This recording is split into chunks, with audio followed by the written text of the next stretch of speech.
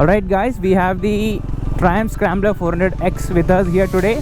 So by the end of this video, you will have a clarity on how good this bike performs on both the on-road and the off-road.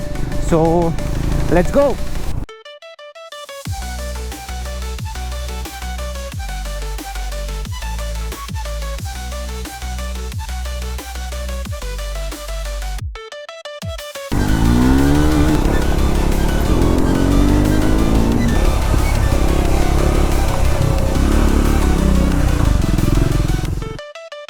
Okay guys, so the first impressions, weight distribution feels good, and the acceleration, oh my god, this just pulls. Wow, that felt damn good. So the handling is pretty good. Can't feel the weight when the bike is on the go. There are very mild vibrations on the foot pegs. Can't feel much of a vibrations on the handlebar. Found this empty stretch, so here I will try to test how much time it is taking to reach from 0 to 60 and from there on to 100. Please don't try any of these things that I do in this video guys, because I'm doing this at my own risk. And having said that, let's go. First gear,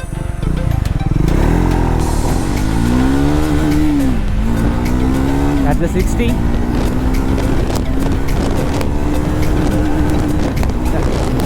that's the 100. Damn, that felt quick. That felt very quick and scary at the same time. Wow. On the engine front, this engine is a 398cc liquid cooled DOHC engine which produces 40 PS of power and 37 Newton meters of peak torque. So on the engine front, and the paint quality, the paint looks very premium. Like the finish on this looks very premium. Even on this subframe as well, the welding joints and the finishing levels on this welding joints is also very premium. I mean, this is one of the very good looking motorcycle which has been launched in the recent times. The switch cubes, handlebar, everything feels premium. Side mirrors also feel sturdy. Okay, let's quickly turn on the ignition and feel how the exhaust is.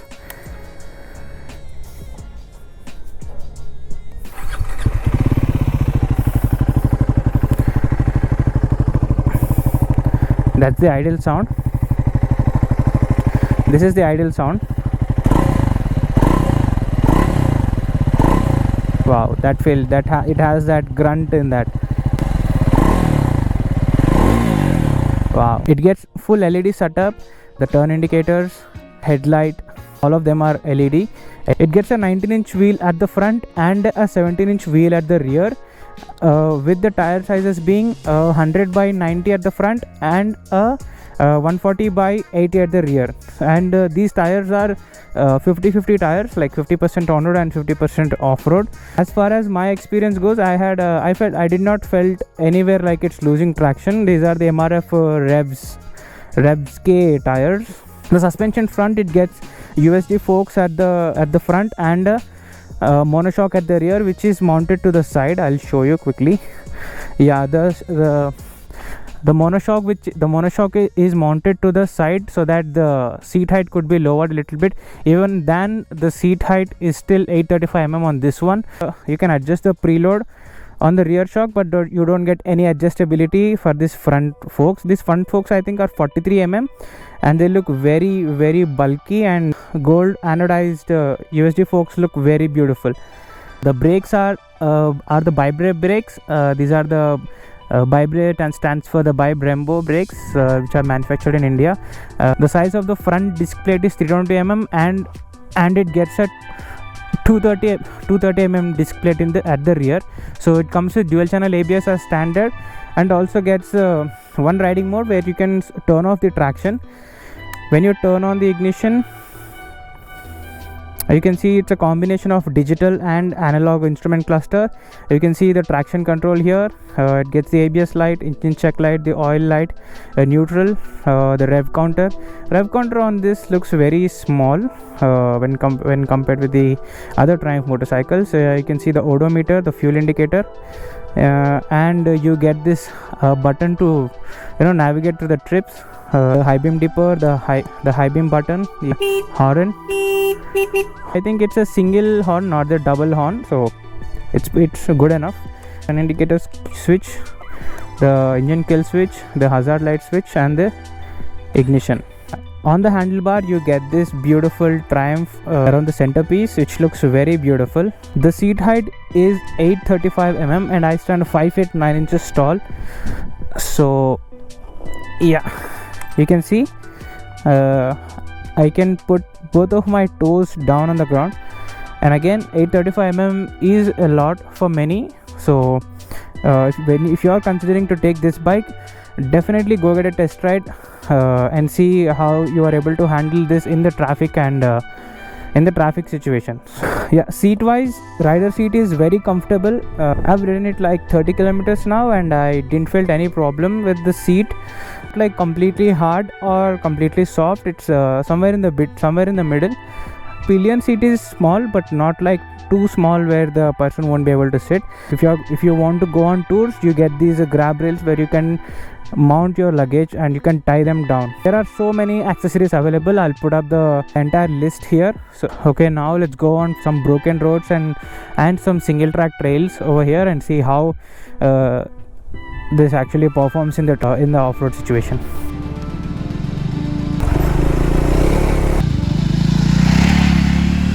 Let's see how it performs in the off-roading situation.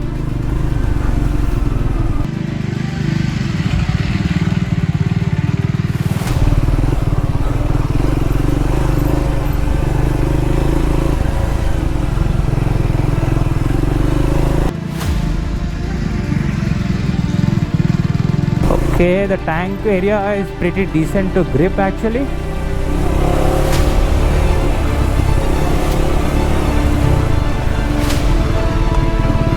The drop off.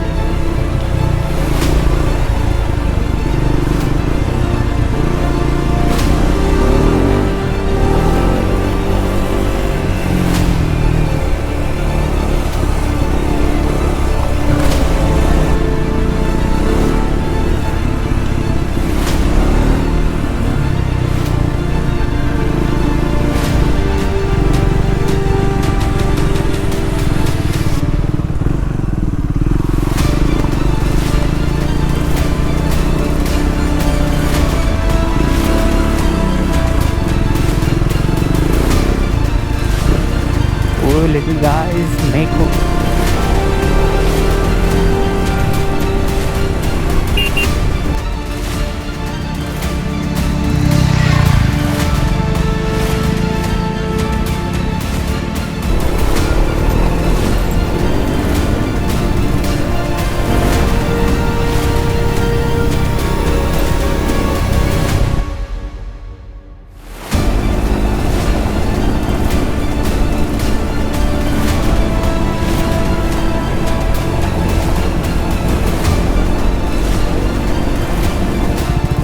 this looks very steep.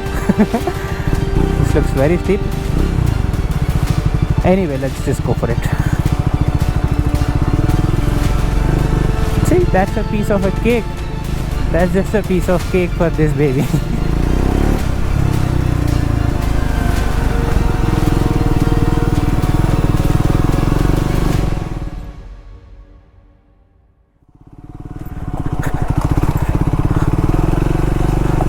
Oh, the loose gravel.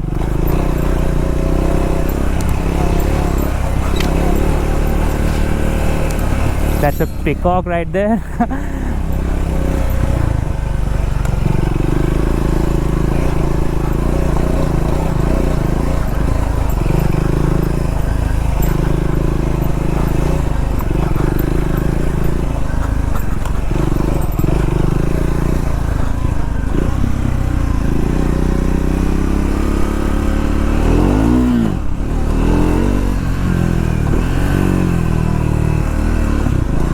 The ground clearance on this is 185 mm. It gets a suspension travel of 195 mm at the front and 195 mm at the rear. So it's surprisingly smooth. I have ridden so many motorcycles on this patch. This patch is very bad, but still it is able to absorb all those undulations and pass on very little of jerkiness to my spine. Yeah, that's my buddy Harish, who's riding the bike. Hey cutie. Yeah, that bike actually belongs to him, so Shout out to my buddy Harish for giving us the bike today so that we could make this beautiful video.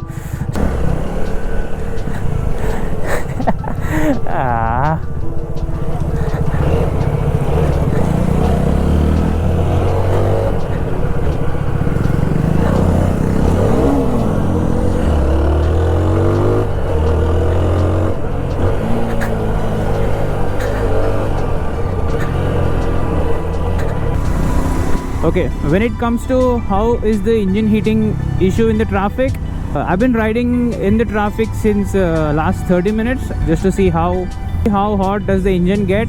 So far so good, like and on top of that the climate is also pretty good today. You can feel a little bit of heat on the calf area, but it's not like something which is unbearable or anything like that. Very hot, but not uncomfortably hot, so you will be able to deal with this, not a problem. And the turning radius as well, turning radius is also good on this one. So like when you're taking U-turns, need not worry that much about longer cut when you're taking U-turns.